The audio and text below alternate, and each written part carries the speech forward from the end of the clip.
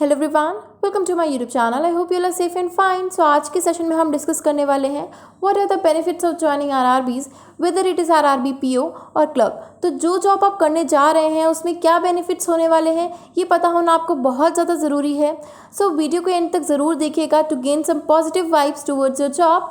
सो video start करने से पहले अपने चैनल को सब्सक्राइब नहीं किया है then do subscribe it and hit the bell icon. So देखिए, बेनिफिट्स के साथ साथ कुछ ड्रॉबैक्स भी होते हैं।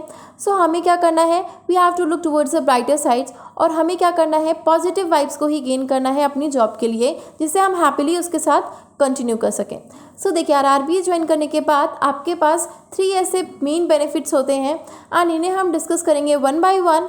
सो देखिए, फर्स्ट बेनिफिट आपका तो ये है कि आपको अपने स्टेट में ही जॉब मिलेगी, यानी कि आपको अपने स्टेट में ही आपका बैंक अलॉट होगा।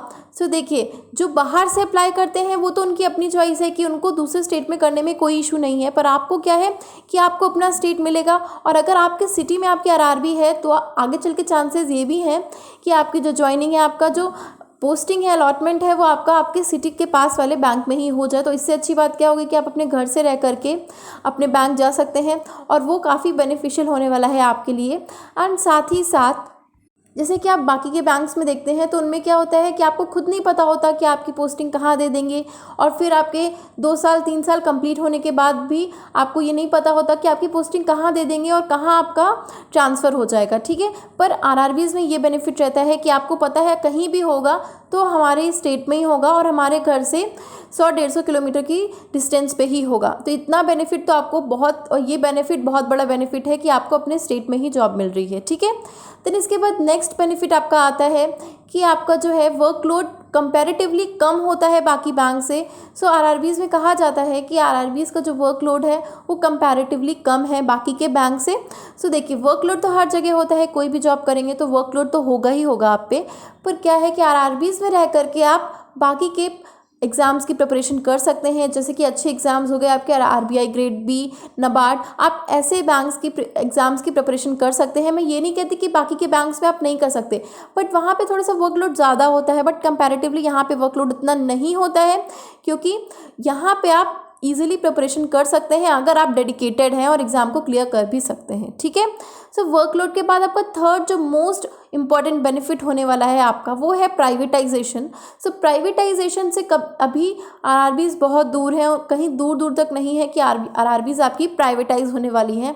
एंड जैसे करते करते आरआरबीज़ का मर्जर होगा, तो मर्जर होने के बाद आरआरबीज़ और भी ज़्यादा स्ट्रांग हो जाएंगी। जैसे कि आपका यूपी की आरआरबीज़ का मर्जर होकर एक बैंक बनने वाला है, सो वो होने के बाद और भी ज़्यादा स्ट्रांग हो जाएगा। तो प्राइवेटाइजेशन के रूल से अभी बहुत ज़्यादा दूर है RRBs, and I don't think so कि आपका जो आरआरबी है उसका कभी प्राइवेटाइजेशन हो सकता है, क्योंकि देखिए आरआरबीज़ जो है वो आपकी इसी मेन मोटो से वर्क करती हैं कि वो किसके लिए काम कर रही हैं, रूरल एरिया के लिए वर्क कर रही हैं, जहाँ पे बैंकिंग फैसिलिटीज़ नहीं पहुँच पा रही हैं।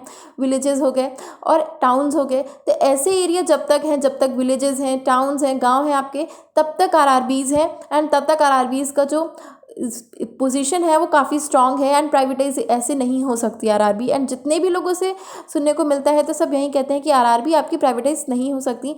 बट फ्यूचर का नहीं पता, फ्यूचर का हम नहीं कह सकते हैं, पर अभी आपका प्राइवेटाइजेशन का कोई भी दूर दूर तक चांसेस नहीं है आरआरबीज़ के। एंड प्राइवेटाइजेशन ना होने से तो अच्छा ही है ना कि हाँ, हमारी जो बैंक है वो सरकारी कहा जाएगा और हम एम्प्लॉयज़ भी कहे जाएंगे कि गवर्नमेंट एम्प्लॉयज़।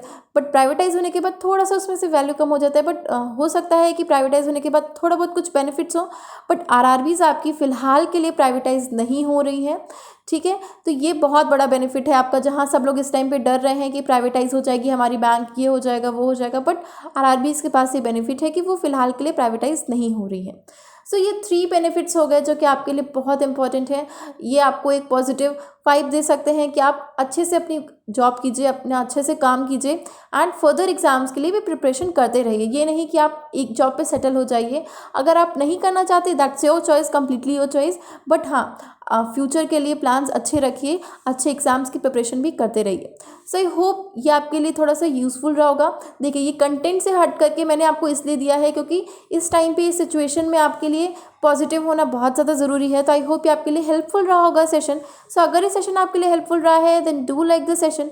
कोई भी डाउट्स, कोई भी सजेशन है तो मुझे कमेंट सेक्शन में ज़रूर बताइएगा। अगर अभी तक आपने चैनल को सब्सक्राइब नहीं किया है then do subscribe it and hit the bell icon. Thank you so much.